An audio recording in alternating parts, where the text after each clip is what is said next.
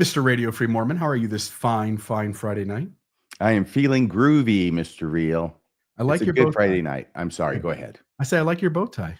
Thank you very much. It's a special bow tie. It's the second time I'm wearing it, I think. And yeah, I think it's kind of nice to have it, makes my eyes pop. Yeah, it actually does. You look really great. If the numbers are a touch lower tonight, whether they are or not, Is it because of a certain fight? Yeah, Jake Paul and Mike Tyson are going to duke it out here shortly. So it hasn't even started yet. The thing started at like 5 or 6 Mountain Time, and but it's the last fight. There's like 3 fights before that, and the one was just on, or it was ending as I was coming in. It was marvelous. I mean, it was a great boxing match.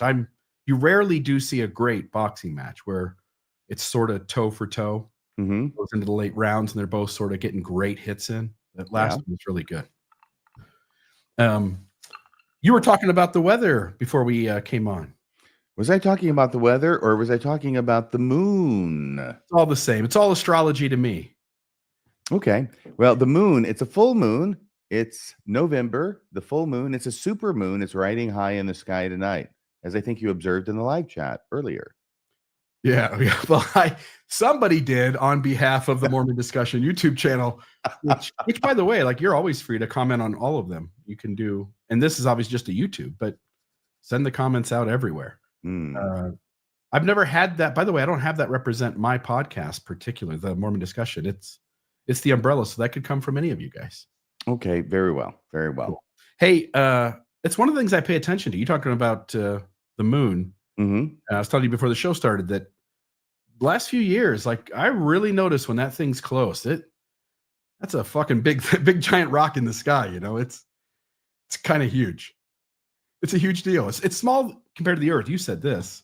Well, I wouldn't say small. I said that I remember seeing a map probably when I was in school, comparing it the area of the moon to the United States, and it being roughly similar. Yeah, I was just gonna try to pull up. Let's see here if I can do this really quick. I know we're share screen. Ta-da. Well, this is going to be good. What is this? It's it's that size compared to planet Earth.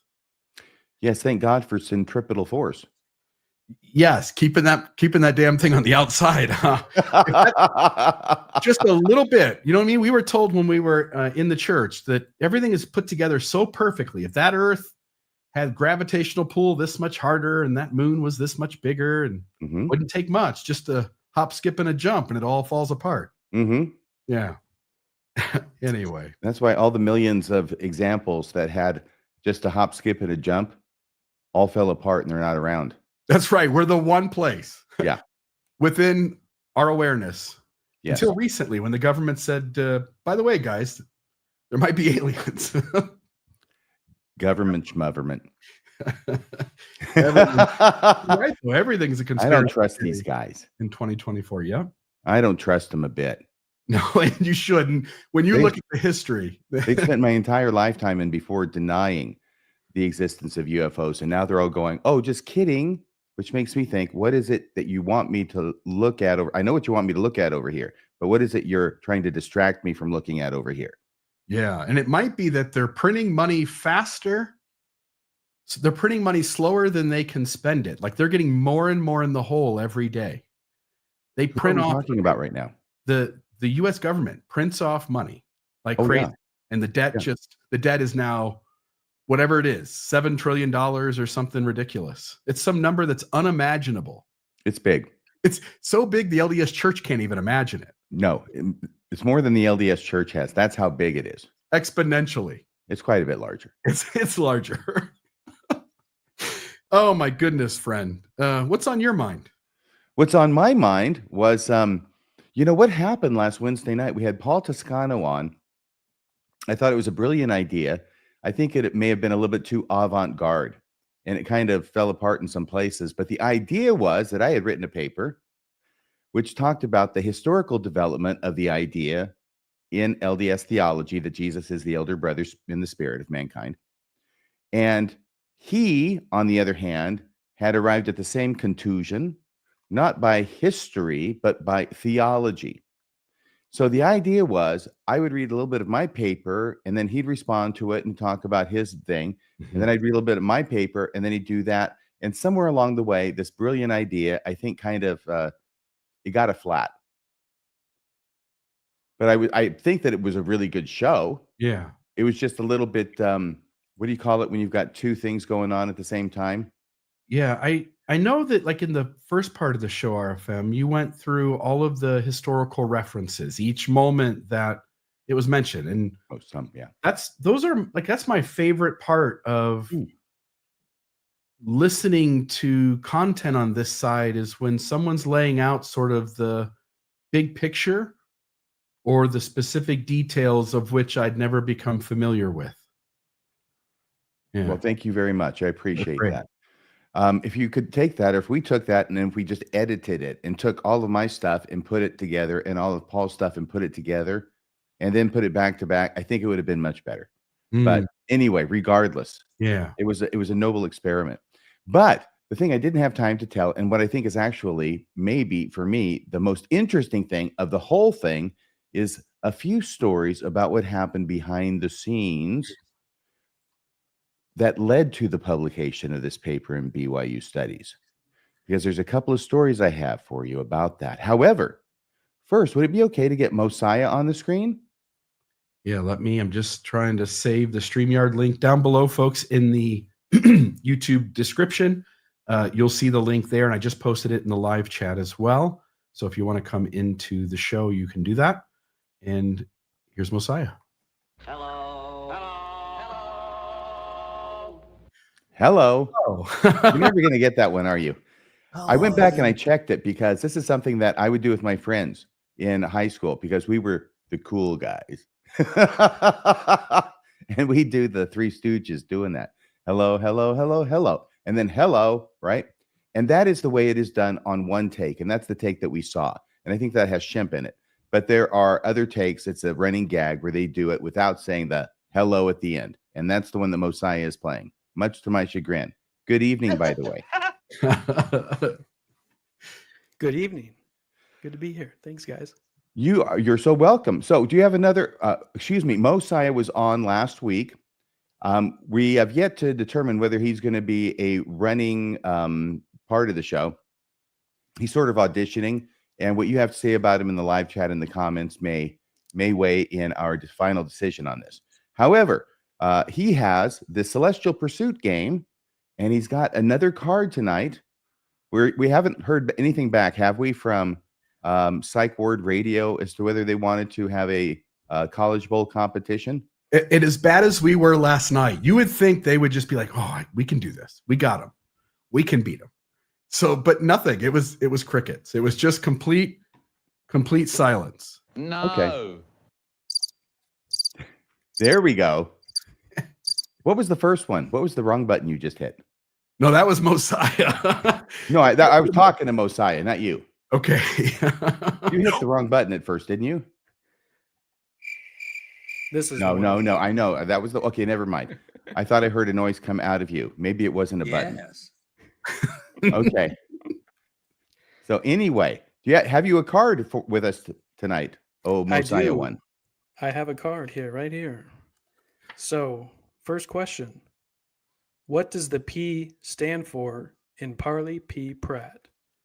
Do you know the answer to that? Because I think I do. Little known fact: Priscilla. No, it's Parker. That's right. Dun, dun, dun. That's right. Yay, Bill. Nice.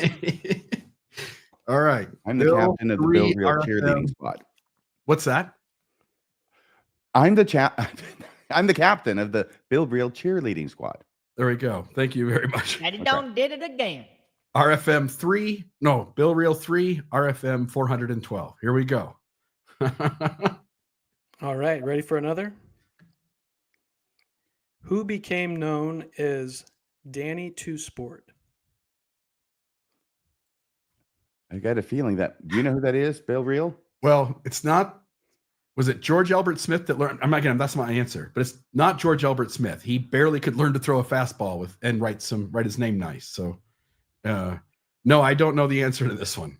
My Well, guess is it's keyword- frequently angry Danny Ainge. That's right. You got it. it.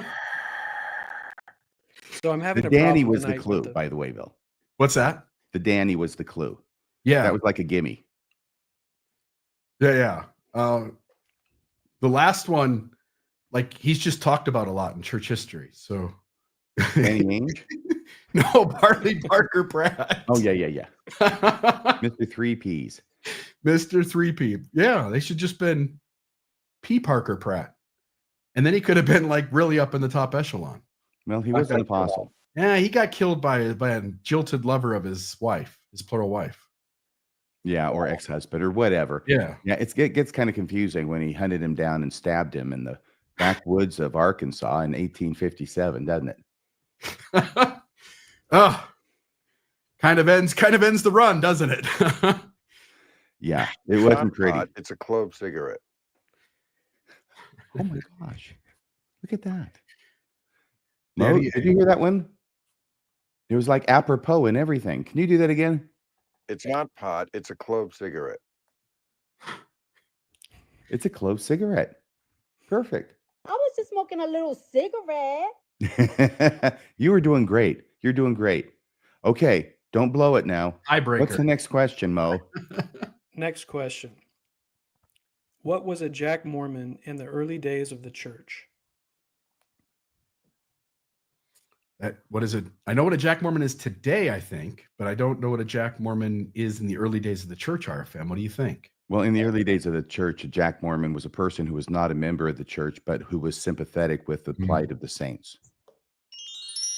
You got it. That's right. There you go. Are we stopping at 3 or are we doing more? Are you feeling competitive? No, I feel like if we did this for 100 questions, it would become crystal clear that you're the champion. So No. I just happened to know that. I was totally thinking Just Priscilla humiliate was Parley's middle name, Grab though. him like everybody else.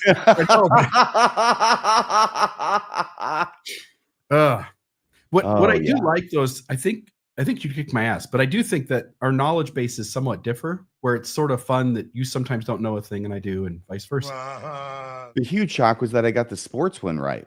Yeah, Danny Ainge. I think somebody had said if you get a sports one, just say Danny Ainge and Steve Young Yeah. enough, and it'll eventually be right because they're like half the answers to the sports one. But, and this is a big And but. McMahon. Big Oh. butt. Okay, so are you ready now for my story? Or did you? Yeah. Hey, Mo, do you want to say anything? Is there something you want to communicate from beyond the veil? You know what? There is actually. There's a project that I've been working on that I wanted to give a little plug to. So I'm working on a Deseret alphabet version of the CES letter. And Who's going to read that? I thought you were going to say Deseret book version, and I was going to go, make it happen. they accepted it. So why not? Yeah. Just put it in there. Really? Because I know you're into the Deseret alphabet, Mo. I am. Yeah. I'm a You big even had me nerd. take a picture recently for you, which was probably violating federal law when I did that, Yeah, I didn't want to mention to anybody that you did that, but yeah, the movie Heretic in the title sequence has the Deseret alphabet, although they got it totally wrong, unfortunately. Yeah, they have heretic in the middle of the screen, and underneath it, they got some of these squiggles that represent characters, at least from the Deseret alphabet. And Mo had given me this assignment to go there, and I told him, I'm going to forget. And lo and behold, they didn't forget. So I took the picture as soon as I saw it up there, because Mo hadn't mentioned why. I see heretic, and I go, oh, because it's got the little figures underneath it. And then I did not click the picture, and I did not send it to Mo over state lines. Dun, Thank you. dun. Thank you for not doing that. You're welcome. And that's how he knew. That's how he knew that they goofed it all up, apparently. Mm. It's a very common problem. It's like the White Horse restaurant incident where either they want to like have something that kind of has a visual look to it, but they're not taking into account the phonetic structure of how the alphabet works. Absolutely. As I But- said myself just the other day. But yeah, I saw that because they got one of those in the airport, and I passed by it when I was walking from the airplane to the rental place for the cars, and I saw a white horse and then the squiggly lines underneath, and I thought, is that the Deseret alphabet? And it turns out it was. It's all glossophonia to me. But you said that they goofed it up as well at Whitehorse. They did, yeah. So the way that they wrote it, it basically says Wahite Horse. I'm sorry, what? Because every character is a sound, like a phonetic sound. It's not like a you can't just swap it 1-to-1 from English, an Mhm. English letter to Deseret. It has to be, sometimes the word could end up with a lot more characters than an English word would have. Sometimes it's shorter because it's just all based on the sounds that you're. So each that your symbol is a mouth- consonant. Is that how we would think of it? either consonant or vowel, just really just a sound, so it could be a long A like ah or a, or all the sounds that your mouth can make, basically. Well, my mouth can make a lot of sounds.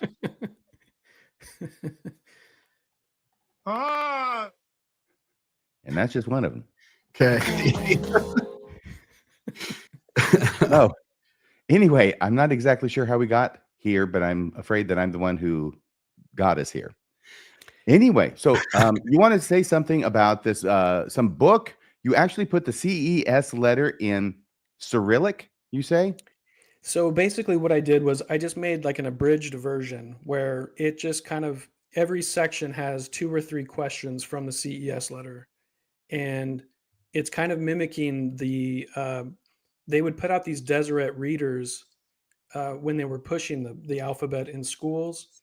And so I made basically, it's an art project where you're going to be able to go to the cesletter.org, and because I'm working with Jeremy Runnels to do this. Good. And it'll be available to download for free. You can download the PDF or buy a book like you can the regular CES letter.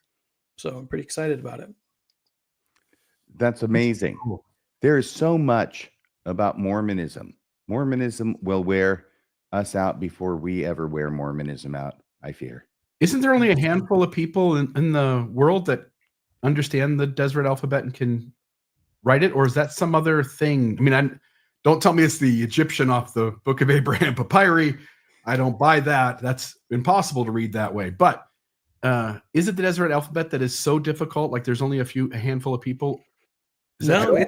it's actually really easy. I mean, Mosiah figured it out. Come on, Bill. Yeah. Okay.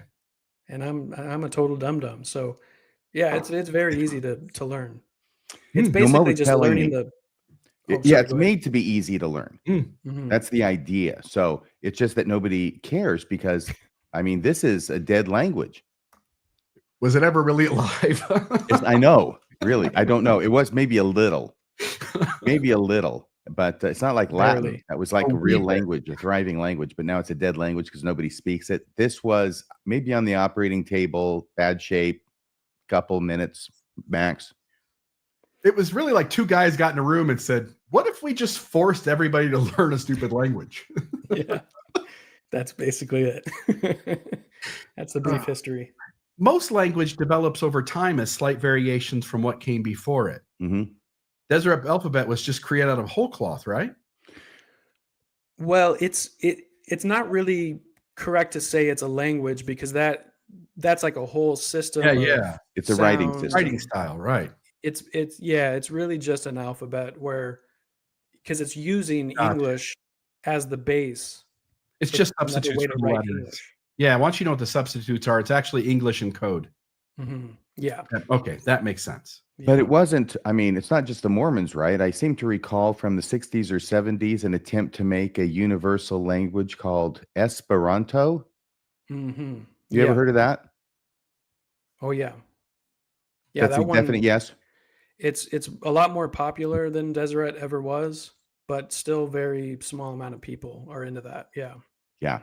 And I'm not one of them, but I heard about it. And so I don't know if that was tried to be done through the United Nations or what. But anyway, that one didn't take off either. Klingon's more complicated and more functional in the real world. Yeah, Yeah. exactly. All right. All right, Mo. Mo. So that's your project. Great. Wonderful. Tk you so much for coming on, Mo. It was great to see Thank you. you. Where can people find Buy that, it on Mo? iTunes, Amazon.com. Amazon.com? It's gonna be on cesletter.org. Okay, once it's sweet. launched. Well, that was Okay, awesome. confusing. That's all right. Awesome. So maybe when that happens, if you'll just come in the chat and let us know that it's available. Perfect. Will do. Awesome. Or come on the show. Okay, Awesome. have fun. Thank you for doing All the right. game. Thanks, guys. Bye-bye. Bye-bye. Good night. Okay, so guess what I did? I went and I dug out the research that I did to write that freaking paper that came out in 2006. Copious notes. Well, there's a lot of freaking research That's what I mean. in this orange loose leaf binder. Got all the articles and everything. And by the way, I'm not going to let you see what's in here. I've seen your notes before. You've shared with me when you started Radio Free Mormon, your legal pad, and I would see all the copious notes you would make to get through an hour of a podcast. I usually did that in order just to, laugh at how scrawling they are and difficult to decipher. They look like Sanskrit. Yeah, amazing research, though. You can make fun of your handwriting, but amazing research. Well, thank you very much. Here is the thing that I wanted to say, which is that this was published in 2006. It was May of 2006, BYU Studies, this paper, right? Yeah. The first section here, which again, I won't show you, but it has the first iteration of that paper. It got a lot of changes made to it before it was finally published. The date on this paper is March 24th, 2003. It took over 3 years for this paper to get published by BYU Studies, which is an indication of how controversial it was considered by the editorial board. Yeah.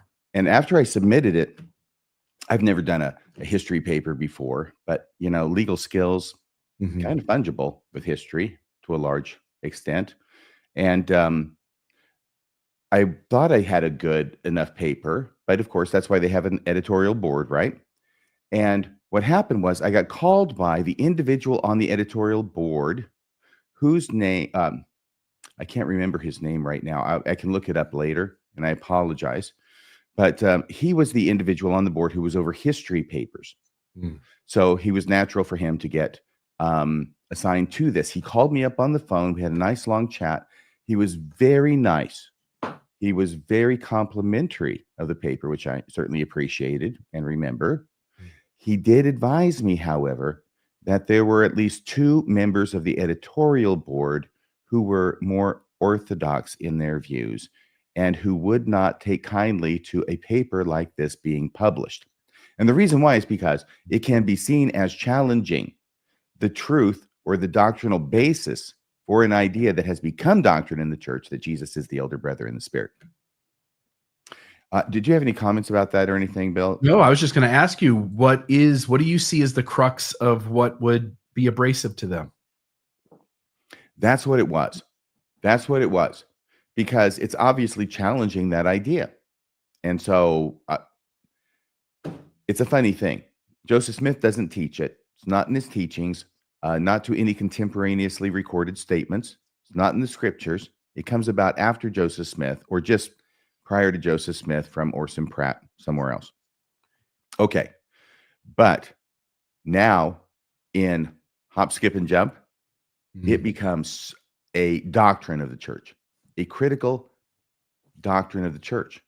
It is important to the entire plan of salvation that this be so, with the way this is constituted and taught in the church. And it has been taught this way really for 100 years, the last 100 years. So what do you do if somebody comes along with a paper that says, oh, guess what? Joseph Smith really did ordain black people to the priesthood. Yeah. Yeah, something similar happens with the April 6th narrative, right? Like something gets said, it gets misunderstood. It's a one-off. It gets said one time. It's nothing, and then suddenly they run with it, and then it gets put in so many places that it sort of indicates that these guys, stupid them, they just didn't know what the fucking truth was because they had misunderstood like everybody else. And while they were spouting something over and over and over again, seemingly everyone feeling the Spirit about it, everybody getting the Holy Ghost and feeling like it's true, only to find out like they just fucked up. They just didn't know their shit very well. Well, it certainly is still doctrine in the church, regardless of the paper that I wrote and regardless of the fact that BYU Studies published it back in 2006. But yes, they get to determine what the doctrine is, regardless of how it came about. And now, the way it's structured, it has to be there. I mean, it can't be a different way unless you're going to have a radical way of looking at it, which is different from the way the leaders of the church teach us. Sometimes it's just better to pretend you got it right and keep moving along, huh? That's their perspective. That's what they do. Absolutely. So it was causing some consternation on the part of like two people. He didn't name them, and I don't know that I looked it up to see who was over what. But he said, basically, let me know it was going to be a rocky road ahead and without a guarantee of success, although he thought it was an excellent paper and worthy of being published. All right. Now, having said that, there was another point at which, by the way, 3 years go by, okay? 3 years go by. And what happens is that after this first phone call, this individual, the guy on the board who's over history, tells me, okay, here's a few things that you're going to need to rewrite if we're going to, if we're going to mollify these hardliners on the board. So I'm going to need you to rewrite this along these lines, over here along these lines. And so I rewrote it over the next day or two, got it back to him by email, and then waited for, I don't know, 6-8 months, not hearing anything. And, I know they're busy. It's not the only paper. They're doing me a favor by looking at it. But I mentioned this because 3 years gets eaten up here. But after 6 or 8 months, I would be contacted again, basically to say, okay, here's some more things that need to be rewritten. And over here. And then I would rewrite them and in a day or two and get it back. And then the waiting process would begin again. At some point in this process, over these 3 years, this individual who was my liaison with the board of editors, editorial board of BYU Studies, that shifted. And it went from him to the editor-in-chief, who was John Welch at the time. And John Welch, of course, founded Farms, all sorts of things, used to be the dean of the J. Reuben Clark Law School. I had contact with him prior to this. And so would we know your liaison? Would we know that name? I mean, you don't have to drop names, but would we know who that is? I don't know. And here's the thing. I can find this actually pretty quickly. I apologize that I don't remember his name. Yeah, no worries. Separately, but probably very glad if he's watching or anybody that knows him is watching. He's probably very glad that I don't remember his name. So let's see here. So I'm just going to bring up my paper. Yeah, if I go down in my paper, and I'm not putting it up on the screen. Very first part I put in there right before the footnotes. Richard Bennett. Richard Bennett. Yeah. I would like to thank Professor Richard Bennett for his warm reception of the paper and his kind, constructive comments. And Professor John Welch for thoughtful suggestions and for shepherding the paper along to publication. Do you feel like what you had to remove or edit, do you feel like it hurt the strength of your argument? Well, here's how that went, okay? Yeah. And somewhere early on, the more orthodox members of the board, they were concerned. This was communicated to me by Richard Bennett. Now I remember his name. I wonder if he's a relative of Jim Bennett. Jim, if you're watching, let us know. Yeah. So,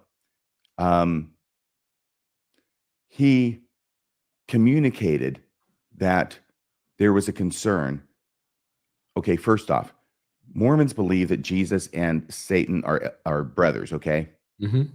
And that's a pejorative way. It's a controversial way of putting it, but it's used a lot for rhetorical effect by critics of the church. Okay. We're all spirit brothers and sisters, and they are too. So they're brothers in Mormon theology, current Mormon theology. Now, there was a concern by them that this was an attempt to somehow get rid of that idea because of whatever reason, that it was an attempt to attack that idea, or is being motivated by an attempt to defend against that idea by saying, no, that's not really the case. And I don't think I had to take a blood oath, but I did have to assure them, which I did verbally through Professor Bennett, that no, that wasn't what it was about. And apparently that was satisfactory, even though the years rolled on and on. Okay, so now, are you ready for the really cool story? Mm-hmm.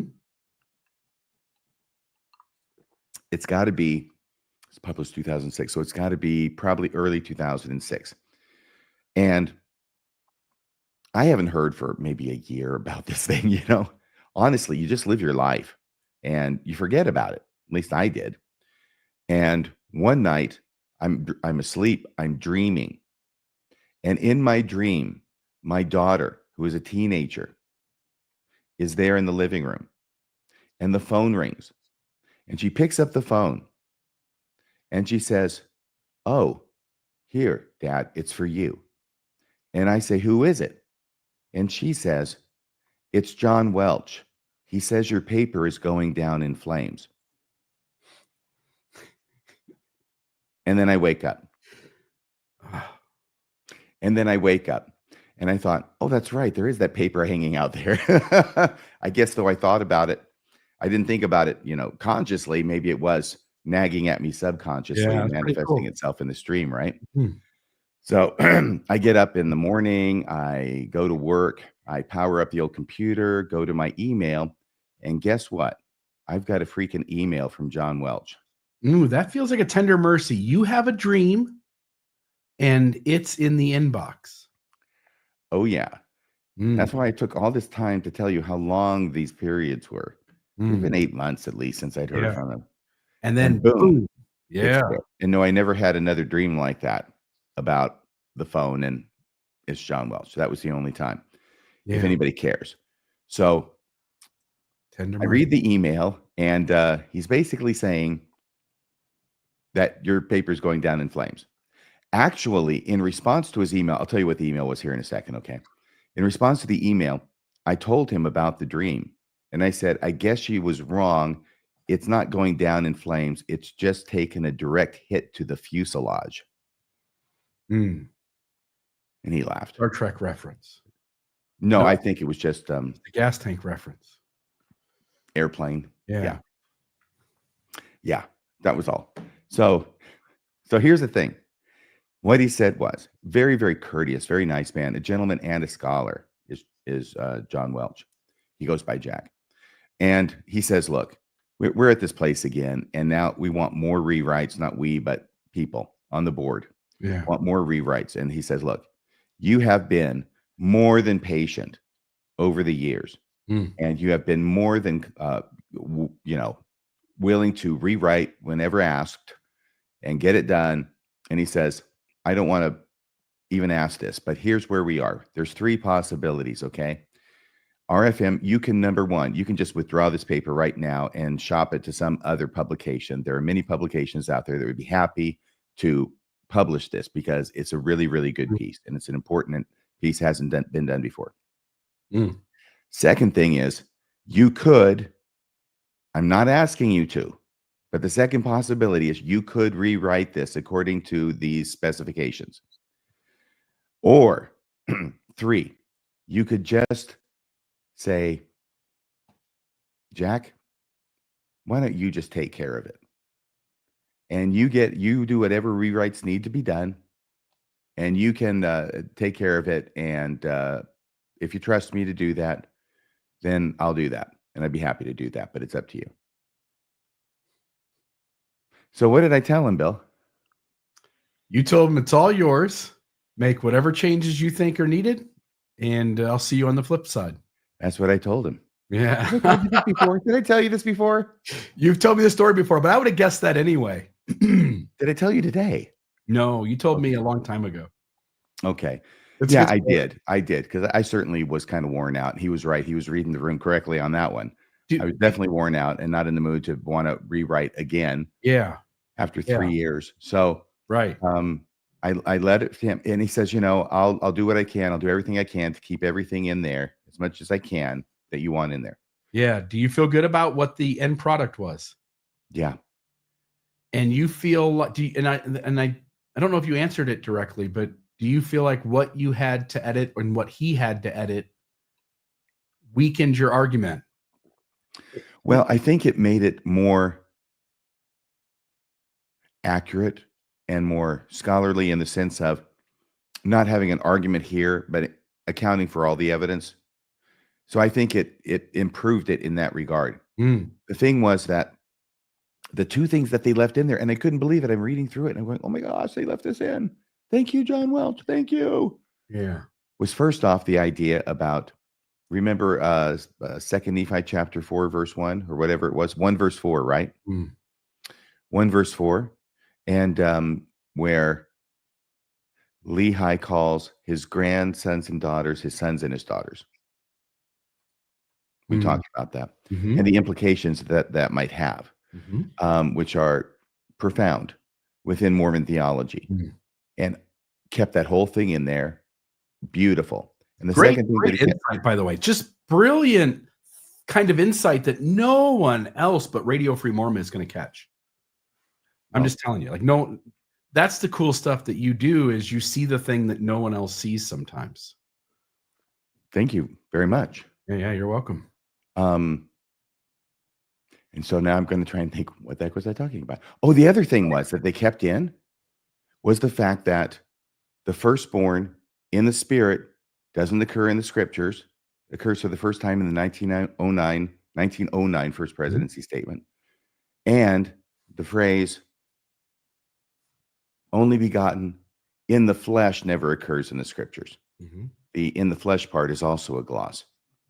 And that this doctrine about Jesus being the elder spirit brother is something that is not scripturally based or really Joseph Smith based as much as it is taking different titles, interpreting them a very certain way. And then once you've interpreted in that certain way, then yeah, he's going to end up being the elder brother. Yeah. My question goes back to the group of people who needed to approve it. Do you feel any sort of scholarly journal that publishes people submitting papers, it gets a little bit of so-called peer review, right? Which is sort of Yeah, like very much so. any place where that's happening, it should, not that it always does, not even in the rest of the general world, but it should preference data, science, scholarship, the more provable information or facts over the less provable. You know what I mean? You should always get the benefit of the doubt. Do you feel like when it comes to publishing in Mormon academia, on the inside of the line, do you feel like that's not always the motivation that goes into it, that there's a discomfort on a theological level and not a scholarly academic one? Well, I know that there is. Yeah. I know that there is. Of course, it is a church journal. It is the scholarly journal of the church, I think. Yeah. Is how it's marketed and what it is. Its mission is to be that. So Mm. I am actually thrilled that not only that they published my paper, but that as much was allowed to be in that paper that I had put in didn't end up on the cutting room floor. I think all the important things that I wanted to say in that paper got said. Yeah, beautiful. I'm so glad. Like, it was a really cool cool research, cool sort of insight, and tying it all together with all the history of when these things were said and what seems to be the natural progression of it becoming a piece of mainstay Mormonism. And here's Dan Vogel saying writing is hard work. Yes, this was like a 17-page paper. And it was hard work. But comparing that to what you do, oh my gosh. Yeah. The massive volumes that Dan Vogel researches and publishes on just stagger my imagination. Yeah. Yeah, Dan Vogel, his comprehensive history of the church, like, he takes the entire history of the church and then adds sort of his own commentary to all of it with, historical, academic viewpoints. He just is sort of setting the record straight and giving you the context that you need to really understand Mormonism, because every event is surrounded by other things going on. Yes. I think there's nobody in the world who knows more about Joseph Smith living than Dan Vogel. Yeah. And maybe he gives Richard Bushman a run for his money. I'd say maybe those two. Only one of them's willing to say everything they think. The other one isn't. So the other one's a little limited. Richard Bushman told me once when I asked him to speak more on the dominant narrative not being true. Mm-hmm. He said, I've taken that ball as far as I'm going to. It's essentially what he said was, it's your ball to carry now, kid. And he didn't want to say anything else. I can go find it probably, but it was a funny little quote from him that indicated that same sentiment. I'm done. Any more would get me in a little bit more trouble than I want to be in. That's hot water. So right. I know what side of my bread is buttered on. Anyway, but cool stuff. Like you have done a lot. I mean, people see the podcaster Radio Free Mormon, but when you take your hobby career of Mormon apologetics and you go back and look at all the things you've written and spoken on and shared like an academic opinion on, it goes so much further than people even know listening to your podcast. Thank you. Thank you very much. I'm really hoping there's somebody on the phone line. There's not. So there's not. No. Are you just going to compliment me all night? Go ahead. I am, but that's okay. One thing we can do is I've complimented you plenty. We can move on. I'm working on a project right now, and I would welcome some input from folks. I sort of have made my own list of 27 doctrines, significant doctrines, I think, that have changed in the LDS Church. And I'm getting ready to produce, I'm trying to put together a YouTube video, sort of like some of the ones I've done in the past where I lay those out. And, things like the getting your own plan. And there are things, most of them are things we've covered on Mormonism Live. But free agency versus moral agency, the location of the hill Cumorah, blood atonement. I mean, when you compare what was taught in the past with what the church would like to have officially stand on the record today, female priesthood blessings, speaking in tongues, being glossophilia to just learning a missionary language. It's such a significant change. Plural marriage as an eternal doctrine of restoration. We talked about the whole God couplet a couple weeks ago. Woman's places in the home. I mean, remember again, something so small, but how big of Mormon culture it was when the Mormon leadership was broadcasting at the loudest decibel, women stay home, do not work.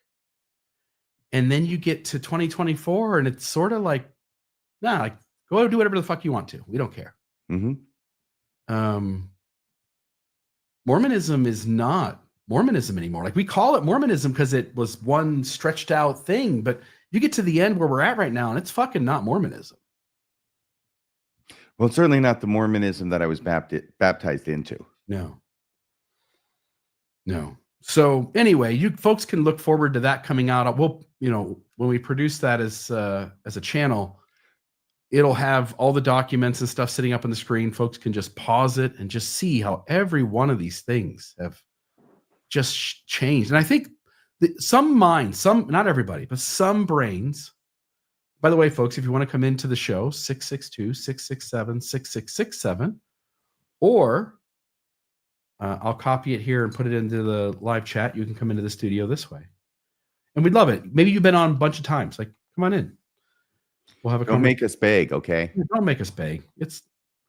I ain't too proud to beg. Yeah. Okay. Oh. It has changed drastically. I mean, the endowment could not be altered. It was from God, and today it's an echo. It's an echo of the original endowment. It doesn't have the signs. it lacks all of the shit it did in the early 1990s, late 80s, all before that. You go back, even more changes before that. By signs, do you mean penalties? Yes, penalty. Sorry. And you remove sort of a piece of it that was meant to manipulate and shame people, right? You promise to do these things or you will suffer to kill yourself. Like you will die. And there's a part of us that goes, okay, that's a big promise. I'm going to keep that one, you know? Anyway. I wasn't really going to kill myself anyway. No, none of us were. But also, you like, that's secret, sacred stuff. Yeah, it was more like skull and bone stuff. Yeah, which they keep their mouths shut, skull and bones. They don't say a word. They don't. Well, they take their oaths more seriously than Mormons, I guess. They do.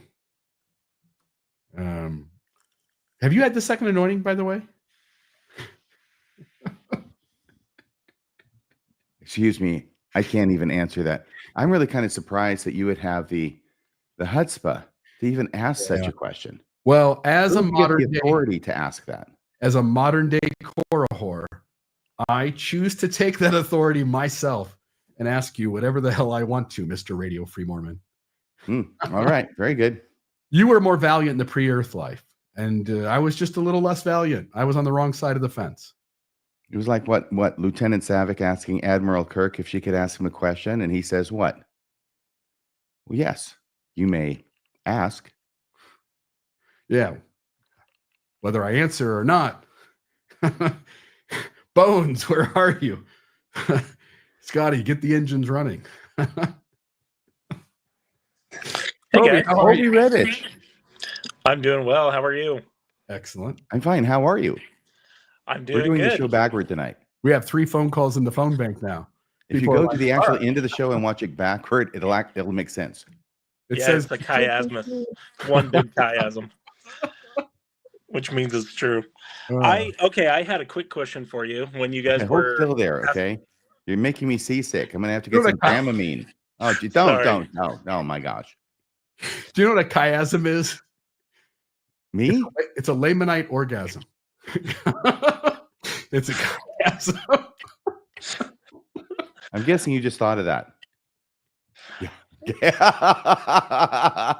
All right, Kobe. I don't think that one has been, I don't know, peer reviewed. I can tell by how hard Bill laughed at that he's not completely sober, which is perfect for After Dark. The chiasm. Oh no, I killed Bill real. I'm so sorry. It's an Omar Khayyamism. I had a question for you, RFM. So I saw a thumbnail about you're doing an RFM episode about the Light and Truth letter. I am going to listen to it. Yes. But I also I found the Light and Truth letter got shared on the Mormon subreddit, which I frequent, and I read the first chapter. chapter Make it, of Bill? Are you going to be able to join us for the rest of the show? Do you think?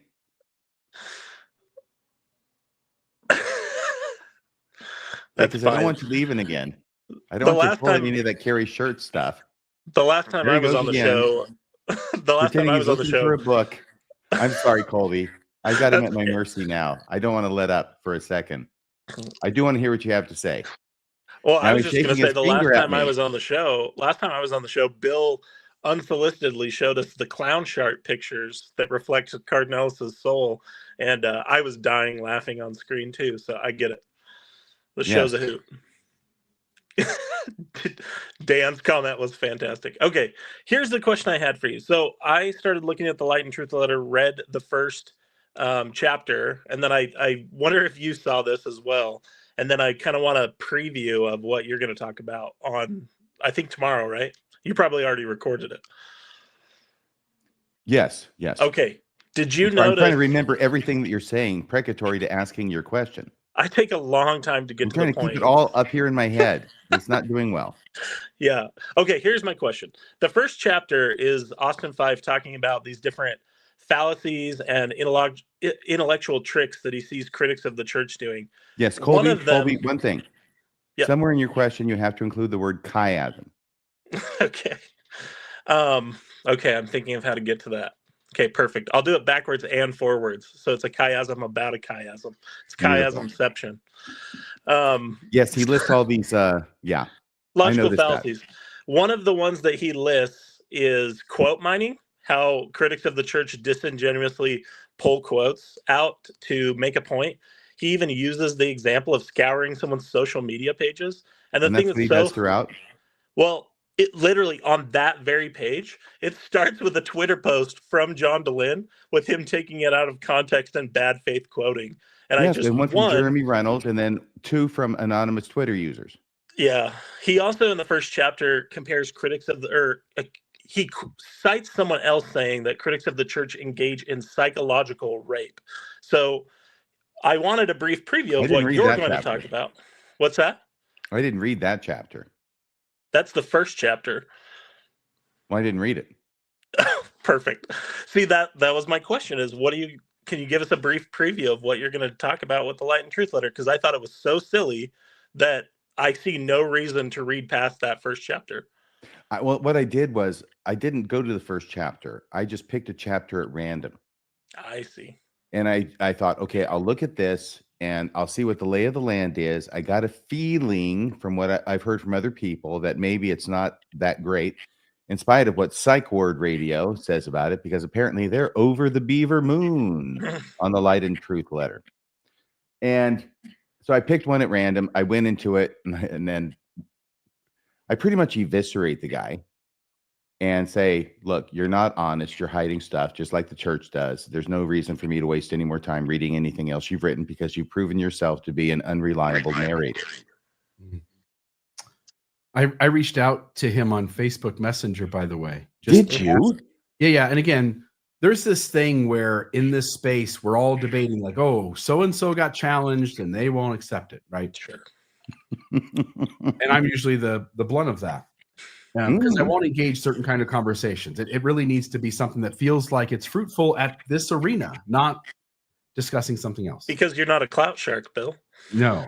So I asked him if he would be willing to sit down with me and have sort of a long conversation, just kindly bumping into the integrity. Austin Fife, the guy who wrote the Light and Truth letter. Mm-hmm. And he just said he appreciated my hustle, but no thank you. Because he's look, he's like every other apologist. He's a fucking chicken shit. Yeah. Again, I don't want to have a point on it, folks. Yeah, I don't want to have these weird conversations. But if somebody's willing to go like, all right, I'm going to set emotion aside. This is a challenge of the logical question being asked. Can I answer the question? And then can I answer the follow-up question? And it's not about making it a snark fest or trying to have personality get into it. Just tackle the issue for where the logic goes to.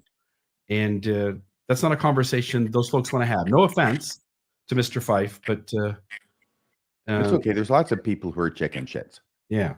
And by the way, most of them are apologists. Here, you and I are in a mindset where this would be their best chance to win. And I would welcome an opponent of sort of our perspective. Call in here and make a fun conversation for 10 minutes. That would be, I think, interesting. It really is a difficult perspective sort of to hold, and you do have to kind of control where your message is. At this point, who are you talking about, Bill? I'm talking about folks who do apologetics. It really is that you really do have to keep it in an echo chamber and insulated. You can't take challenges to your line of reasoning in real time. That doesn't go well. I think with that, debunked Sam Harris over at Psych Ward Radio. Yeah, imagine that. Those guys debunking Sam Harris as they proclaim in the thumbnail. Yeah, they debunked Sam Harris, right? Yeah, it shows their blind spot. Well, and I think what it shows me when they're unwilling to have those types of conversations, whichever apologist it is, where they want to like take things like you said so well, Bill, to their logical conclusion. Like, let's just have a real conversation about this. Yeah. Is the reason I feel like they're unable to do that is they really just look at these belief systems like a team sport. Like, this is my team's jersey. This is the team that I root for. And so I'm going to use it to push the cultural issues, the political issues that I care about the most. That's really what it feels like, because even when you ask Mormons, like, when you say the Book of Mormon is true, what does that mean? If you really listen to what they're saying, and I'm not discounting their experience, all they'll tell you is how meaningful the Book of Mormon is to them, or how good the Book of Mormon is. They will never actually defend the proposition that the Book of Mormon is true, like historically true. That's what the word means. Something that actually happened. They just can't defend that proposition. So they don't. And I think it just reveals what the motivation is. It is just a team sport. They really don't care about whether it's true. And at least the best ones will just admit that, you know? Yeah. 100%. Like it really doesn't, you don't really have to have ego involved. Like ego can just sit off to the side and we can just walk these questions right to their logical end. And if we just leave some space to just, we'll talk it out slow, we'll ask the next logical question, and then I'll just keep pushing. Like we'll just keep asking the next one. And sooner or later, you end up at a dead end, and they don't want that conversation. It has to be more debate. It has to be more loud and eccentric and snarky, and it has to do those kinds of games because that's all just a circle, you know. That's just running people in loops. That's not actually dealing with the question at hand. Yeah. So you reached out and you offered to have. He said no. And again, I get it. He's got a paper out there. It's better left sort of sitting on its own in a vacuum. Because vacuum meaning, like, yes, people can read it and criticize, but all the criticism is at a distance. Nobody can engage it in real time where the author's like, I can't answer the next question. Well, and the reality is too, he's done a bunch of follow-up interviews with like Ward Radio and Stick of Joseph, I think, like different folks like that. And when you listen to him, when you listen to him talk in real time, it just completely reveals, I think, that I know he definitely feels like he had a legitimate faith crisis, but he uses the language of someone that went through like one night of deconstruction and never really got to the point where they've deconstructed in the way that I recognize. Like even something as simple as like using the term anti-Mormon. After I had gained compassion by listening to folks like you or listening to John DeLynn and listening to people's stories, that term became non-existent in my mind. There weren't, I mean, yes, there were people that were typically like evangelicals that were attacking Mormonism to get people to believe their thing. But this idea that there were just people out there that just hated Mormonism all the time, it just went away. But that guy uses that term all the time. So I just don't really understand, you know, not to play no true Scotsman, but it just doesn't reflect the level of my deconstruction. I don't look at these things as team sports. I don't look at John DeLynn or you guys as a prophet. You guys are people. You're open about the fact that you're people. And that's the thing they just don't understand. Like they think it's just, you know, they just are so into believing your world has to have a leader, has to have a prophet, that they just assume that our world does. It's like projection so clearly. All I want, Kobe, all I want is for people not to be manipulated. I just want people to have enough information to make their own damn choices and go live their best life. Yeah, I don't need anybody to follow me. So yeah, I don't want to be a guru. I don't want to get up every Sunday and give a sermon. I don't want people coming to me and confessing their sins. I don't want to be the arbiter of salvation. No. There's a certain group of people that want that. That ain't me. All right, guys, I will let you go. Thanks for letting me join in. Okay, take it easy. You bet. Thanks for joining us, Colby. Have a great weekend. Always like to see Colby. We've got 5 phone calls. So oh my gosh, we better start taking those phone calls. Let's do it. Let's start taking those phone calls. I apologize to everybody who's been rotting on the vine. For 14 minutes, Alan's been waiting. Alan, is that the name? Gosh. Yeah, Alan, it's correctly. Yeah, A-L-A-N, Nice. Alan. Awesome. Hi, Alan. Sorry to keep you waiting so long. No worries. I blame Bill. Sometimes I still dial the. Yeah, I'm surprised sometimes I still dial into their these podcasts, but I found it interesting. But I thought I'd just share a brief experience I had this week in real life. We were out for breakfast, my wife and I, and we looked over and saw this couple about 2 tables down, and then we recognized them. And we recognized and we'd heard that they'd left the church. And so my wife says, well, we didn't know them real well, but she says, well, we should go over and talk to them and say hello and see how they're doing. But the part of the conversation, we were talking to them before their meal arrived, and Mike mentioned that he was asking me if we'd had our names removed from the church because he knew we were out. And I said no. And he says, well, you might want to be really careful when you do that. And I didn't realize that. He says, one reason we don't do it is he and his wife's moms are both in the church, is that his mom went to tithing settlement. And I don't know if they do this in every ward, but when our ward, they would print out your membership record, okay, and hand you that at tithing settlement and say, is all that information correct on your children, the baptism dates and everything, is that correct? But if one of your children leaves the church and they print that out the next year, you go into tithing settlement, they're gone. It's missing, and they don't show them Yep, you notice if you have more than one kid, you will notice immediately which kids are on there and which ones aren't. And that will create automatically a question in your head that needs to be resolved. You cannot go any further until you get that question answered. Why is this different? Why is one on and one off? Yeah. I was just sitting there saying, oh my God, I didn't think about that. What a bunch of snitches. No, we don't want to do this. Snitches get stitches. And so he says, oh yeah. Yeah. And so he says, don't do it because we don't want our moms to know that we left the church. And I didn't do it very specifically because I didn't leave until my mom was well into her 80s. You are never in control of your own narrative. You are inside a cult. You are never in control of your own narrative at any point. You are not. And they control your narrative there. They get to have access to being able to easily let your parents know first what is going on with you. You're infantilized in some way. I thought, you're stating it very accurately. So it just kind of irritated me. And it's now, in my case, both of our parents are, deceased, and so we can remove our names, and they wouldn't know. But for those that are in, it's like, okay, like you say, you're not in control. Anyway, I just had that in real life experience, and in our little ward, I've run into, there's about 4 or 5 couples that have left over the last 3 or 4 years. I think, 2 of them I know were eldest quorum president. I was high council. This other guy was high council.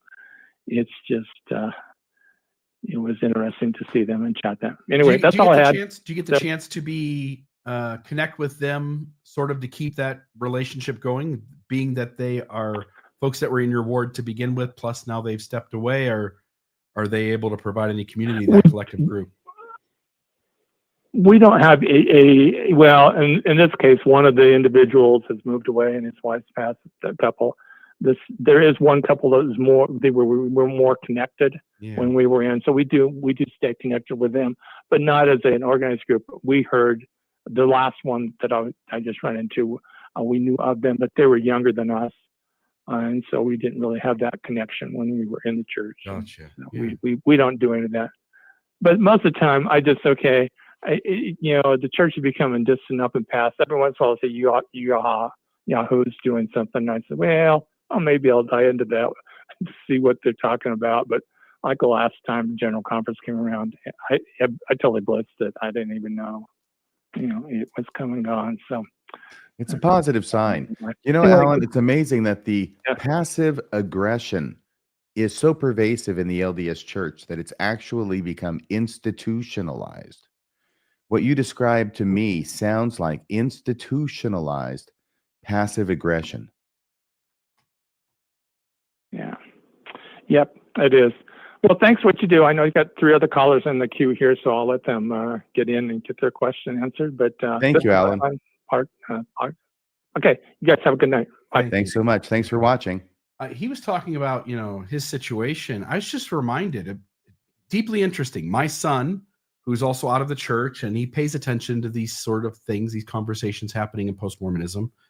And he sees that there's a podcast where an Orthodox member is interviewing an old member of my ward in Ohio. Somebody who gave me a bit of a hard time as I was leaving. Like, they were like, shame on you for your beliefs changing, that kind of thing. And he gets interviewed. He's fallen into this group where he doesn't believe Joseph Smith was a polygamist. Now, this happened 18 months ago. He's out of the church now, doesn't believe. They're everywhere. They're like the Moonies. He goes to some like non-denominational thing or whatever. He doesn't believe in Mormonism. But he does this interview. Yeah, the Moonies. He does this interview where he's arguing that Joseph Smith wasn't a polygamist. And it's interesting because at the time I'm listening to it, and I just think it's happened in the here and now, that this is a relatively fresh interview. Mhm. So I'm hearing somebody I deeply know, someone I was a home teacher to their family. I'm the bishop in the ward. I know them well, and I know he's very smart. He served some time in the Maxwell Institute during his education, and he has got a scholarly sort of mind. And he ends up believing that Joseph Smith is not a polygamist. And then again, if you watch long enough, the people keep moving and they keep shifting and they keep changing their mind on things. Today, he's completely out. And it made me think, all the people who chased down Denver Snuffer or chased down Joseph Smith wasn't a polygamist, it's really just a place on the journey. And they're continuing to think and read too. And all you have to do to get the polygamy people is you just got to get it over to one more issue. Man, you guys are so good at digging. Just go to one more issue. Take Joseph Smith just one more time at his word. Go one more place and investigate Mormonism away from polygamy, but use sort of that same, I'm just not going to settle for the traditional answer. Give me something more, and then see what happens. And like my friend, they end up, I think, out of the faith. I think most people who ask the big questions end up leaving. Yeah, I didn't want to be pejorative or insulting by saying that people who believe that Joseph Smith did not practice polygamy are like the Moonies. But I do think I saw Michelle Stone at the airport the other night handing out flowers. And I only understand that reference because I watched Airplane. The first 5 minutes of Airplane, there is There's actually Hare Krishnas, but yeah. And they're handing out flowers. So I figured it out. Okay, it wasn't the same cult. It's a cult thing. I understood that. They hand out flowers at all the cults. Yeah. Immediate obligation. Yes. Here, take this crappy flower so you'll feel obligated to listen to me for the next hour. Yes. And it doesn't take much, does it? Whatever works better than whatever doesn't work. And then you do the things that work and you end up with converts. Every religion has them. Yes. Except Mormonism now. Mormonism is losing them. No, I'm sure there are people who are converting. It's just there's a lot more people comparatively, I think, who are deconverting. And being born, percentage-wise. Oh, you mean non-Mormons? In other words, the church can maybe claim that it is plateaued, but the human population is still growing, and hence the rate of growth is actually in a lesser amount or a negative. Okay, yeah. And I just meant without comparing it to the population of the world, but what you say is definitely true as well. Yeah. What's your vector? What's your vector, Victor? What's your vector, Victor? And then, anyway, all three of the things. You like gladiator movies? Excuse me. You like gladiator movies? Oh. That movie's kind of fun. Well, yeah, it was known for being funny. It's not as funny as Pee-wee's Big Adventure, but it's still funny. It's funny. There are times when I'm not laughing during Airplane, unlike Pee-wee's Big Adventure, where I'm laughing from beginning to end. Yeah. Hey, Roger. Hey, you're Kareem Abdul-Jabbar. No, I'm not, kid. Shut up. He finally tells the kid, like, quit asking questions, dude. I think I saw this movie once. A long time ago. How about Princess Bride? I'm sorry, what? I saw that once when it came out in the theaters. It wasn't that great. No, the poison's in front of you, but you would know that. And since I'm an Italian. It was cute. It was a cute movie. It was cute. And I was a big WWF fan, so I really appreciated Andre the Giant. Oh, of course you did. Yes, you would. I didn't feel compelled to go see it again, though. No, I watched it a lot of times, and I love it each and every. And I'm sorry, I know I'm treading on sacred ground, and there's a lot of you out there who worship at the altar of Princess Bride. And It's a great it's a movie. great movie. It's just not one that I liked it. I liked it, okay? Yeah. I just didn't go back and see it again. You know what you're missing. All right. So the next call is Wolfman. Ow! Ooh, even a man who is pure in heart and says his prayers by night. Is this Lon Chaney Jr.? Lon Chaney. Is that Dick Cheney's nephew? Who is that? You are cracking me up, Bill. I'm crying inside. Yeah, well, There was a very, very famous movie. In fact, it is the classic movie called The Wolfman, Universal Pictures. Was it 40, 41? Was it 50? 41, I believe. People can correct me if I'm I wrong. think it was 40 or 40. Anyway, I think so. Anyway, Lon Chaney Jr. played Larry Talbot. Hello, gentlemen. Oh, hey, Wolfman. Ow! Hey, how are you guys doing tonight? Hey, we're cool on the Wolfman Jack Show. Nice. That's my moniker I use when I text or call radio stations, but 1941 is a little bit before my time. Well, it's before mine too. Thanks a lot, pal. You're listening to WTAM 1100, home of the wolf. Ow! Okay, go ahead, Wolfman. Wolfman. Hey, Go ahead. I'm just looking up when the it goes Wolfman without was. saying. It was 1941. Yeah, dude, let's Oh, yeah. get some background. You nailed it. You had it right the first time. 1941. I should not doubt myself. I'm a 1975 vintage. You were born in I was born in the 1975? Covenant. Yeah, I was. That's when Jaws came out, a movie that I do watch more than once. Go ahead. I've seen Jaws more than once. It's good. It's a great classic. movie.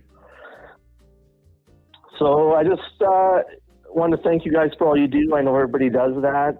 I wanted to call in. I'm not normally a live watcher. I always watch kind of post recording, so I don't get the option. But you had dead air, so I thought I'd call in, and all of a sudden I get in a queue of 5 callers, which is fantastic. But I get stuck behind Colby and Alan with all these like well thought out things to say. But And Mosiah. I mean, you got Mosiah too, who set the bar pretty high to start the show. He did. Is it getting Mosiah's claustrophobic pretty in there good. with all those other callers? What's that, RFM? No, Is it getting it's all good. claustrophobic in there with all the All other good. callers, Wolfman? No, not claustrophobic. I've been to the MTC in the gang showers and the 6 elders in a dormitory, so I'm past claustrophobia. MTC, those were the best showers I ever had. Oh, unbelievable! Like, what is that? What you just said? I hear Yeah, gang like- showers. yeah, gang showers, like a center pole and 6 shower heads, and so everybody gets elbow to elbow. You know, you got to like link arms to wash your hair, and you got to do it in synchronous. It's just a horrible, horrible nightmare of an experience. Everybody Yeah. just No free range. modesty, no respect for the personal. Oh Everybody yeah, just it's a nightmare. It's a free-ranging it. typical men's locker room. Yeah, Yeah, it's horrible. Free range. It's horrible. Everybody just swinging along, taking a shower. I gotcha. Huh. Singing a song. Yeah, side it's by side. nasty. Yeah, I mean, a little more privacy seems. It seems like a shower like that's non-consensual. For guys. Guys do that. Yeah, Of it course. Makes us guys. seems non-consensual. If you got like Guys do that, 12 but the guys church around has higher yeah. standards. The church teaches modesty. The church teaches respect. But they don't. You're not on a football team here, or are you? Right? It's just Yeah. very strange. Okay, Wolfman, I've got a confession to make. Are Yes. you ready? Yeah, let's hear it. I was at the MTC 1979, November to January of 1980, 2 months because I had to learn the foreign language of Japanese, right? But Right. we were in my group, whatever that group was for PE. PE would have classes all day long, right? And it depended on what group you were in as to what time you went to PE. And you could actually go to PE Right. in the evening. But my group happened to be the very, very first group in the morning, which I liked actually. So we would get up, we'd go to PE. We're the first group. We're on the 3rd floor of the Dan, what's the guy's name? The missionary to Wales. He was with Joseph Smith the night before he got. Dan Jones. Thank you, Dan Jones. See, it was a very difficult name. That's why I couldn't remember it. God help me if it had been Smith. Parker Pratt. Yes, Priscilla. Good a guess as any. No, it was the 3rd floor. Okay. And we have to get up. Everybody else on the other floors has gone to breakfast. and we catch a later breakfast, right? Because we got PE first. Let me know if I'm confusing you at all. Right. No, I'm following you. So here's the amazing thing. If I'm on the 3rd floor and everybody's in there in the showers, all I have to do is go upstairs to the 4th floor and take my shower, and I'm the only one up there, baby. Nice. How do you like those apples? Yeah. I figured out the same thing. I was not on for the barrage of a waiting list of walking in the group shower, so I also found some ways around that bizarre experience. The thing that surprised me is that I was the only one who thought of it. No, because, well, look, they're all sheep. They just do what they're told to do. Most of them aren't even thinking. They're not asking good questions. Maybe in your group you had like a little bit more intelligent because you went to Japan, you were learning a complex language, but they still don't critically think. They just do what they're asked. They don't even want to shower privately or say they want to. They just go in the group with 30 people and shower. Like it goes right down to that. They're not even concerned about how uncomfortable they are. They're just going to do whatever is provided for them. You might be right. Or it might be because I'm abnormally shy and with good reason. I've got a hunch or that abnormally intelligent. Got a hunch that Stephen Smoot probably enjoyed it. He probably had a great time. Yeah, there's a lot of them that probably enjoyed it. No, well, yeah, I mean, people can feel however they want as far as orientation goes, but Stephen Bukkake Smoot, John, a lot of people in the shower, that's a different kind of thing, you know? Yeah. You're jumping to a different track now, for sure. Yeah, I'm not talking guy on guy. I'm talking 12 guys. It's definitely after dark. That's my attempt to do a needle screech. Yeah, there you go. Perfect. Anyways, about myself, I just want to say, like, I grew up in the church. I went on a mission. I went to EFY. I did all the things. I've been out for about 5 years. It's really interesting to like understand this like cognitive dissonance and how strong your shelf can be and what it takes to break your shelf. And I've actually had dinner with your friend Denver Snuffer. I've expanded my circles. Really? Really interesting. Yeah. Okay. When was this? I'm not from Utah or the area. I'm actually from a place where we call it the Great White North. Canada? Yeah, I'm from Canada. I'm from Alberta, Canada, which is like the Utah of Canada. We have 3 temples and another pretend temple on the build list. Okay. But I have friends and family all over the Pacific Northwest, Utah. Okay, Wolfman, Wolfman, I want to hear about Denver, but can you say a sentence with the word "about" in it? I was at a wedding and I was just looking about, and in came Denver, so there was a stir. Are you a native Canadian? Because you say "about" correctly, by which I mean like a citizen of the United States of correctness. I'm a native Canadian. Yeah. You're a native Cajun? I'm a Canadian. Okay. I'm not American. I knew you weren't native to Canada. I am native to Canada. Yes. Okay. I think you've just perjured yourself. As a Cajun, is that in Canada? I thought it was in Louisiana. Yeah. Are you No. Louisiana Cajun? No, You're a New Brunswick Canadian. Cajun. No, I'm an Alberta Canadian, a Western Canadian. Is Theo Vaughn funny or not?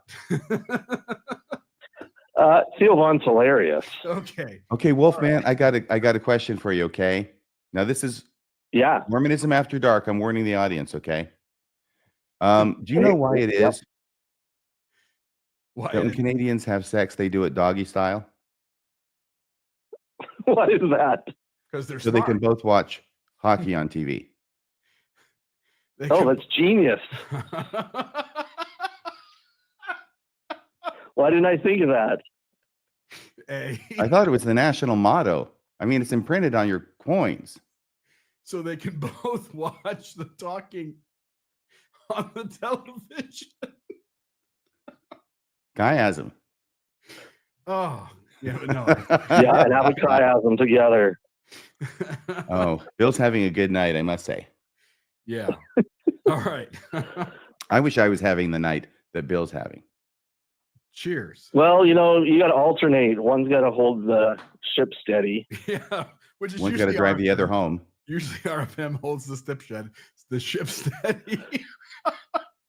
I will say there has been a moment where I had to hold the ship steady in the show, but most of the time it was you. Me? It was. Oh, thank All right, you. Wolfman. Oh, thank you.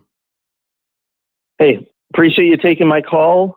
I listened to all the stuff, including Brush Up Your Shakespeare with my kids, and I appreciate all that you guys do. Thank you so much, Wolfman. If you're able to, by which I mean if the sky is clear, go out and check out that super beaver moon. That's right. Super beaver? Sorry. No, super beaver moon, not the beater moon. The beaver. The beater moon is in You know, like December. This is the beaver animal. moon in November. I'm not even sure what you're doing. Looks like a giant shrimp trying madly to imitate the human language. Oh, doing the Deseret alphabet. Oh, goodness gracious. Oh, yes. It's the DSL, the Deseret Sign Language. Yeah, it's just another alphabet. It's just a substitute for the English alphabet. I learned something tonight. I never tried to learn the Deseret alphabet. I just figured it'd be difficult. Now all I have to do is learn the CB code language. You can do this. Yeah, you can do hard things. I think I'm onto something. I'll be the preeminent Deseret alphabet expert, and so that people have to come to me and ask questions about the Deseret alphabet. You're gonna have to work hard to take Mo's place, though. Mo is right now the recognized champion of the Deseret alphabet. Mo, focus on the trivia, dude. Focus on World the trivia. champion. All right. Anybody else on the phone? Yeah, there's one more caller. You got this, Bill. Hello. Yes, go ahead. Hey, how you doing? Hi. Hello. Okay. Hello. My name is Hello. Joe. It's not actually Joe. Okay. For the purpose of this podcast, Right, my name Gary. is Joe. Joe? Okay, Joe. Yeah. All right. What do you know? I wanted to start off with so Colby, he said something briefly about how he doesn't see you guys as prophets. Like he sees you guys as regular people. Kind of hacked me off. How'd you feel about that? So I agree with that. However, I do feel a little bit embarrassed because I kind of do see you guys as prophets. But like, okay, so hear me out. I'm not arguing with you. I listened. I listened to a specific podcast episode that spoke about the black and white thinking and how people in the church are taught that they need to have an authority to tell them what to do and how to think. And I think it was one of Bill's like old podcast episodes on maybe like the stages of faith. And now into what or you've been waiting to hear. I feel like I'm still stuck in that at times. Yeah. Okay, what are you stuck in?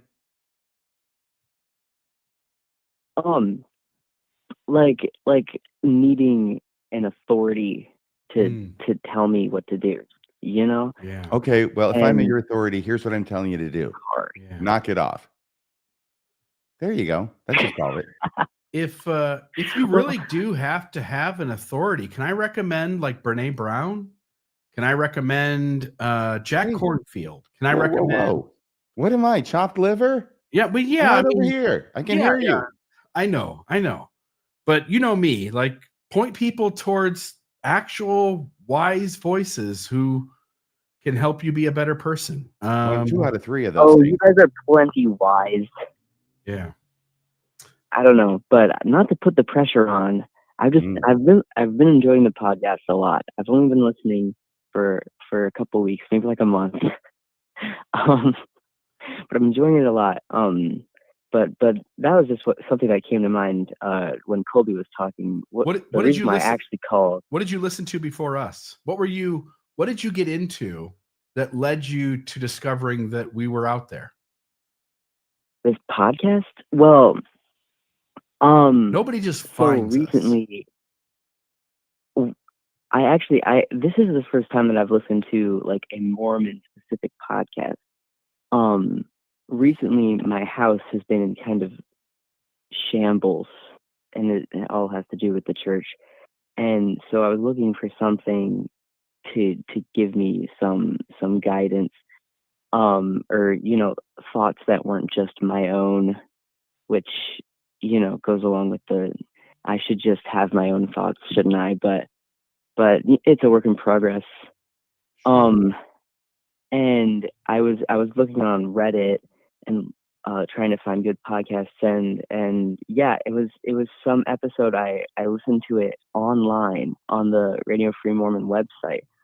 God, what was it about? All of his episodes are amazing, so it really doesn't matter which one you pick. RFM it was good. is great. Yeah, he's great. There's a couple of boners. Yeah. Like the was numerology one that I talked you into doing. So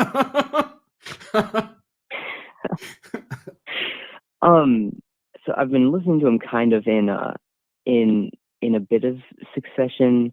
So I actually haven't listened to pretty much anything after like 2021. I'm still going You like through. the older stuff. You caught on late, and you're at a place in your journey where you need to listen to the earlier stuff and still make sense of all of it.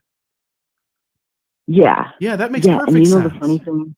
That seems so reasonable.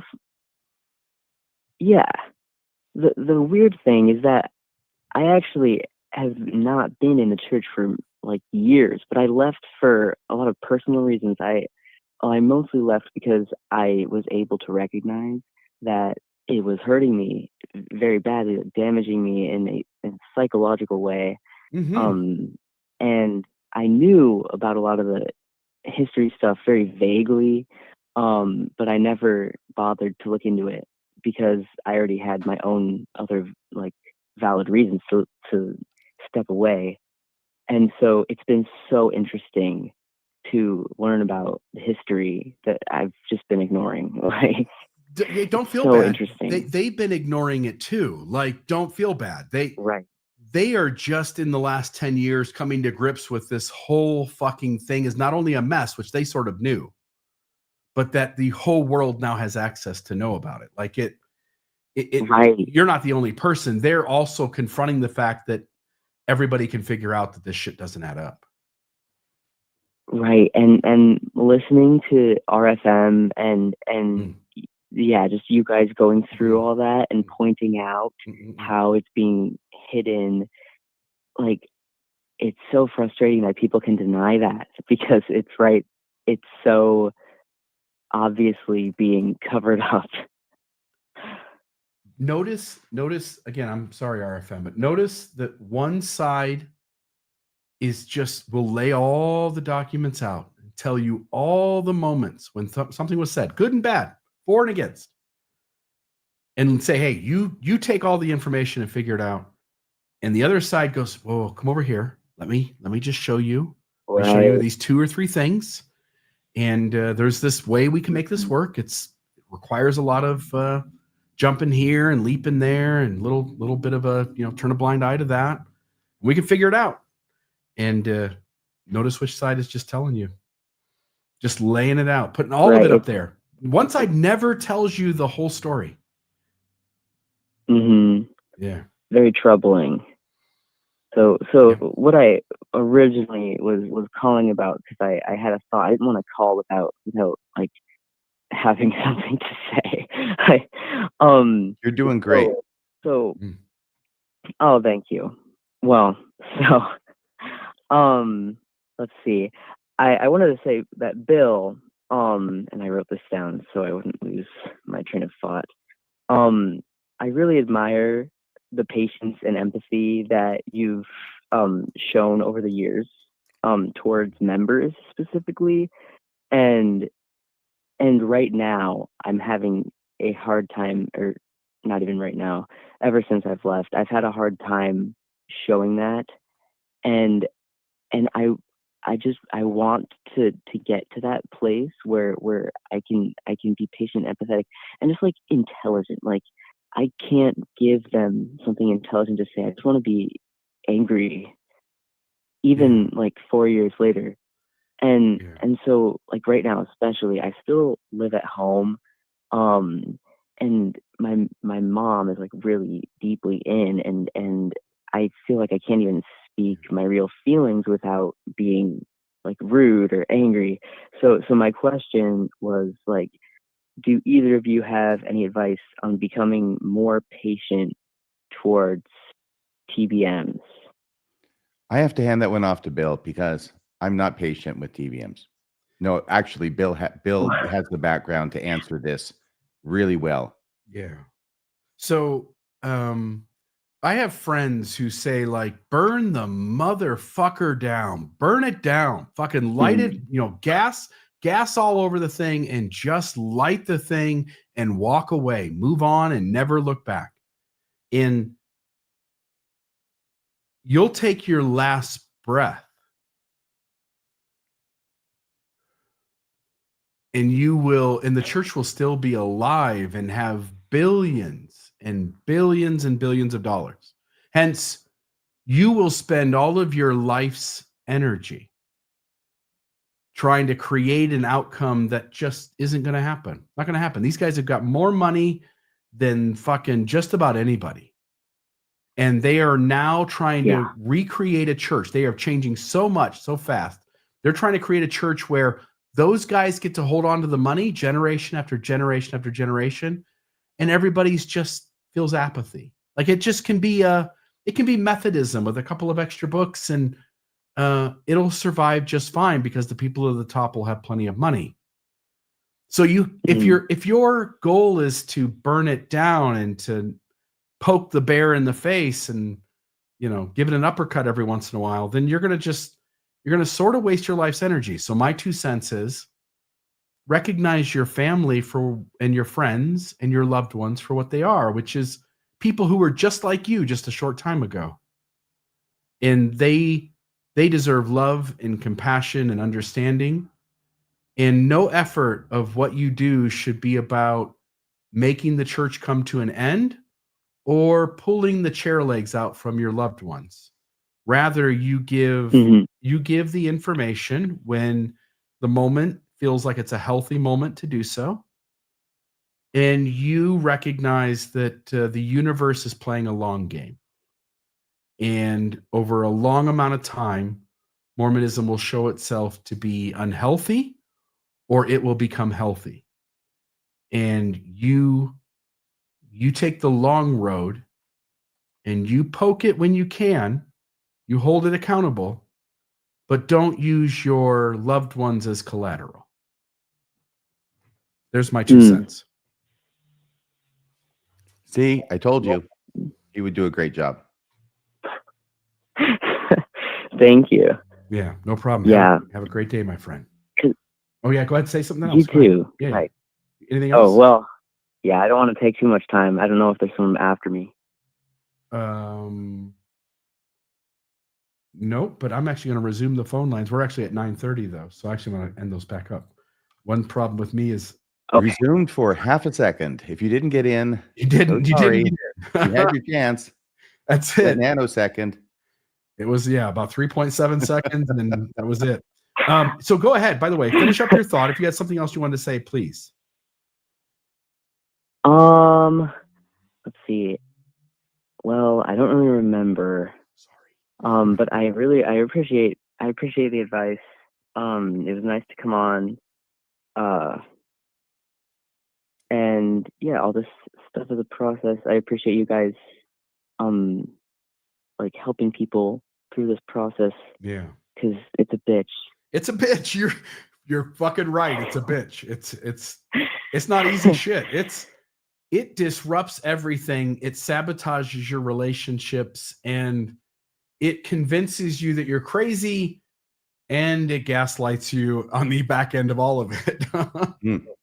That's a good Right. point. Oh, you know what? That did remind me of something small I just wanted to say was that a couple weeks ago I listened to an episode on RFM, that story about your dad and the door, Yeah. and how you mentioned that. I'm Shame sorry, I game. don't know how many years ago that was, so I'm sorry. About Um, 106. but you mentioned that it felt so small and you were frustrated at how big of an impact it had on you. Mm-hmm. And I was so grateful that you shared that, because not only do I feel like, some things in my mind just get blown out of proportion, or even when it comes to the church, like they'll say things and you think that shouldn't be such a big deal, but it is. Like, not like you've experienced that and I've experienced that and my friends are experiencing that, and I really think that so many people experience that. So I admire that. I think that was really brave of you to share that, and I appreciate it. Thank you, Joe. I will tell you, I'm playing with a new psychological therapeutic methodology. And that methodology is this, if it hasn't already been created. It's not like I'm familiar with these at all. They don't come up a lot in the law.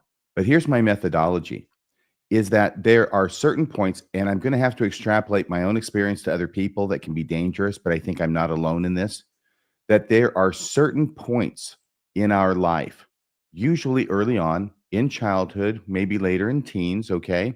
Maybe later than that. But they're small things, but they are things that are covered with feeling for us, for me, a lot of times, shame or some kind of negative feeling. And for whatever reason, those things stay with me and I remember them.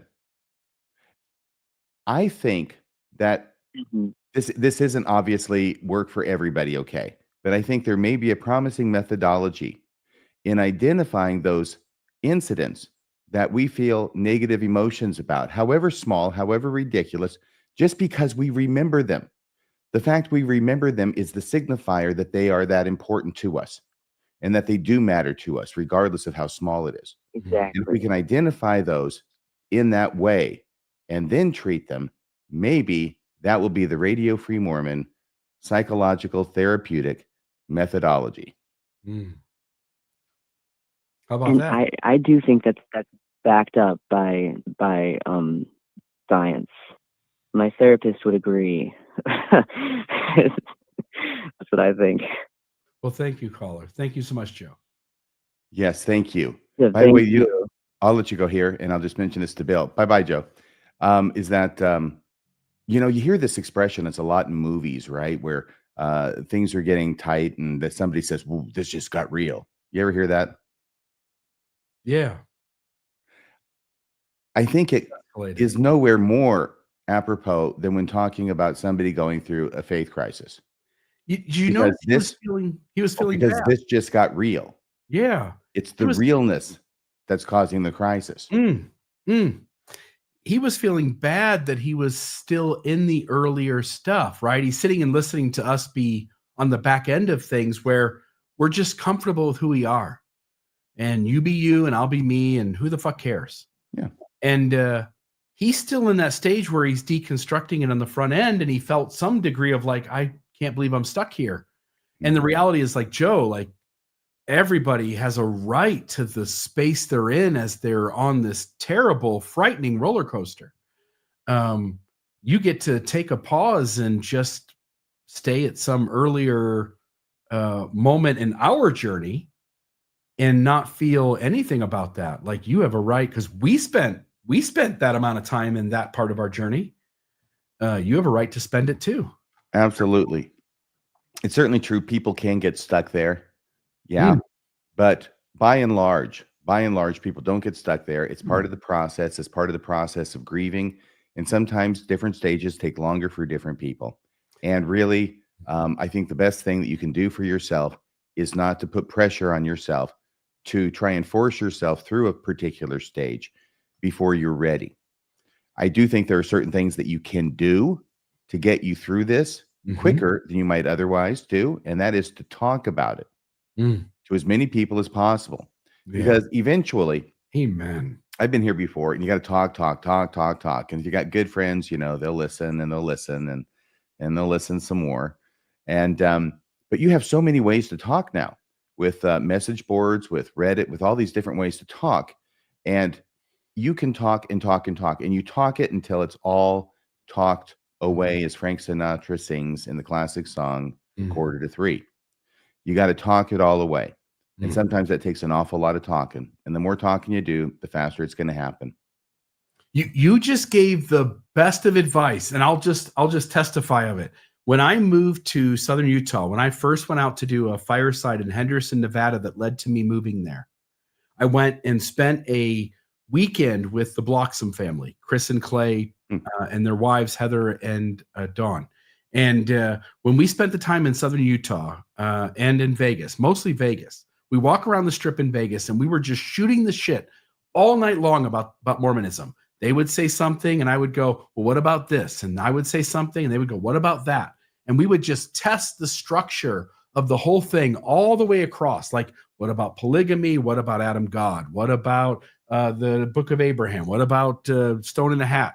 And I had never been in the presence of people who understood Mormonism as deeply as that moment, who were willing, also safe, and felt like they could talk about it openly and honestly.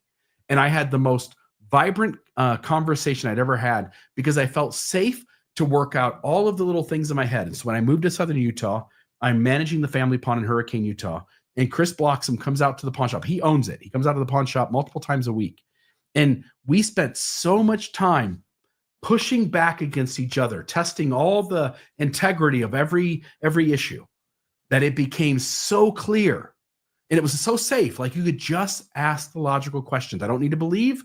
I don't need to disbelieve. Let's just work out whether it's true or not. And it was the most beautiful thing in the world. And so, amen, RFM. Find as many people as you can talk to and just say all the shit your brain wants to ask. And then those are the people who are your best friends in the entire world. Yeah. And don't expect those people to be your family that are still believing. Yeah, no. It won't They be won't the be. people you think would love and support you. They may have contradictory needs inside of them that keep them from being able to love you the way you need loved. Yeah. RFM, what a great episode, man. I think we gave some great life advice within this framework of Mormonism. Well, I hope I didn't commit psychological malpractice or anything. No. And I know that you were like, time out, like, but I think those are the kinds of jokes I think you can get away with. And so we'll find out. I don't even remember what joke it was. I remember going and doing the timeout thing, but I can't for the life of me remember why. You don't have to remind me. Don't remind me. No reminding. Audience, would you please remind him in the comments? Okay, I'm not looking at the live chat. Light them up. No more live chat. Remind him. Not looking at the comments, folks. He thought I went too far. Knock yourself out. But which I think I can get away with. We'll find out. If the poly orgy community is offended, then I guess that we need to have a conversation. But I think I can get away with it. Okay. Well, guess what? I think we've come to the end of another show, haven't we? We have. It's Mormonism After Dark. Mormonism After Dark. Tomorrow evening at 7:00 p.m. Mountain Time is going to premiere the next Radio Free Mormon, and I'm going to take a look at the Light and Truth Letter. The Light and Truth Letter, which is making so much buzz here and there and everywhere. It's being heralded as the silver bullet that will slay the CES letter by the light of the Super Beaver Moon. I was just going to put up here on the screen tomorrow night episode. There it is. You gave credit in your episode about he's holding the truth and the Light and Truth Letter, but really it's just this image with somebody else's hand holding the Light and Truth Letter. He can't get the angle. Somebody created a thumbnail that was anatomically incorrect. Okay, I'll take your word for that. Yeah. But thank you for putting this wonderful and beautiful thumbnail together. That is Austin Fife on the right, the author of this book. Calls it a letter. It's a book, kind of like CES letter. Is really a book. And I go into it a little bit tomorrow. Take a look at it. I think it's safe to say that Mr. Fife may be walking funny for a few days after that episode premieres. I hope you'll join me tomorrow night if you're not doing anything at Please. 7:00 p.m. Mountain Time in Utah. Join Now, us. Bill, what do you have on your schedule? I'm working on this larger sort of project with a bunch of doctrines that have changed.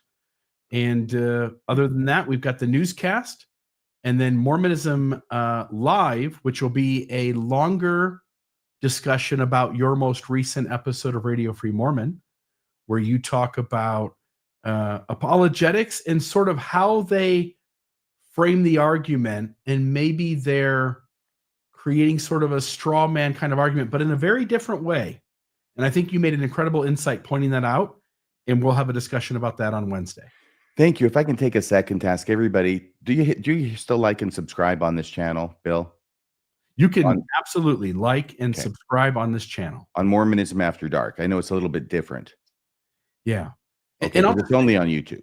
RFM, like, this show is unique. If you like this conversation, then please show us and consider being a donor to the program.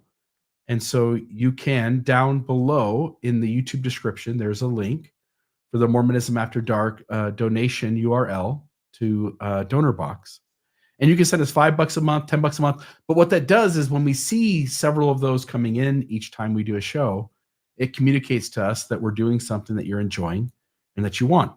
And so, folks, if you would consider letting us know that you're really enjoying the podcast, and go down in the YouTube description and click the donation URL and give us $5, $10 a month, and let us know that laughing and having fun and having interesting off-the-cuff conversations about Mormonism is what you both enjoy, but what you all enjoy, and that you enjoy what both of us are doing. Sorry, I was thinking about both of us. If you appreciate us, that's a way to let us know, and we'll keep putting out content like this. But RFM, take us home. I appreciate the donations. I've got to tell you, in all honesty, this monkey suit could use a trip to the dry cleaners. Good night, everybody. Thanks for joining us. Please see us next Friday at 8:00 p.m. Mountain Time for another episode of Mormonism After Dark.